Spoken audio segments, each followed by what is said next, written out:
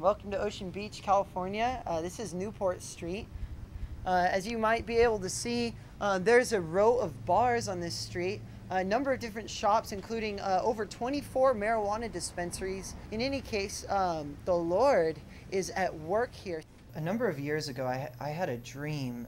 Actually, what it was an open vision. I was sitting there, and I was at a Third Day concert with Switchfoot and a couple other people. I was just worshiping, and I saw this upstairs bar.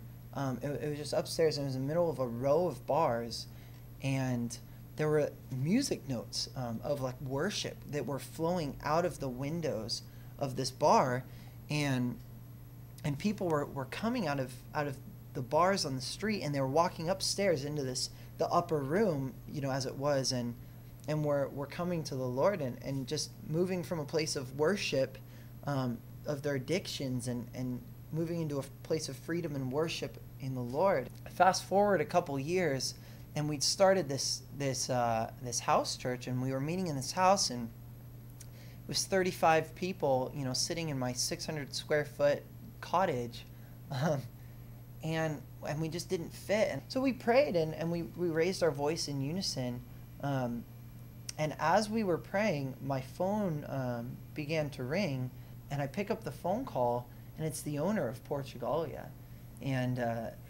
he basically said that he wanted to give us the building to use for free.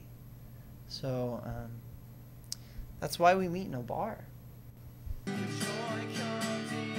Everyday Church is just a bunch of people, a bunch of kids that basically are brought together by God's Holy Spirit and bound together for a single purpose, which is loving God and loving the poor.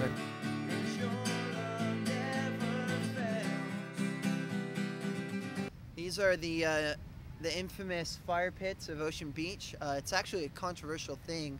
The city's been trying to get rid of them for the last couple of years at least, and the people are just so protective because there's really a community that's built around the fire pit. And they come and they gather around these bonfires just to party and have a false community of not one centered around the love of God, but one centered around these false feelings of love that they find in drugs. Most of them are on LSD or other forms of hallucinogenics, and passing around crystal meth or pot right there in front of you. It got pretty cool. We got to a point where we've so infiltrated the culture that when people would walk up to the fire pits and start selling drugs, some of the other homeless would come and tell them, no, this is holy ground now, you need to put that away or do that somewhere else. I'm going to share one of our favorite testimonies.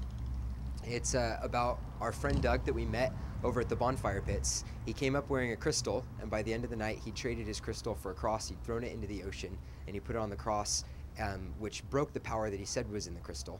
And he now put his faith and trust and relied on the power of Jesus to save him. So then he came to our very first service, which we held here up in the upper room of Portugalia, and after the service we baptized him. One day a friend met a woman on a sidewalk because she had collapsed, and so he picked her up and carried her to where the guys were living and called me. And a couple of the girls who live with me went and met her and went to the hospital with her, and found out that she was on, I think, the second day of detoxing from a heroin addiction, and was just in a really really difficult place. She'd been living out of her car for 6 months. She wasn't allowed to see her daughter. She was in trouble with the law and was at the point of death. The moment before she'd collapsed and been picked up, she had decided that she was just going to surrender to God, and she just cried out to the Lord. And then our friend saw her, and we met her, and she ended up detoxing completely from her addiction in our house, and we just got to pray with her and see a transformation in her like I've never seen in anyone, I don't think. And she's completely healed and in love with Jesus, and carries a hope and a gratitude that's different from the people I know who haven't been through what she's been through.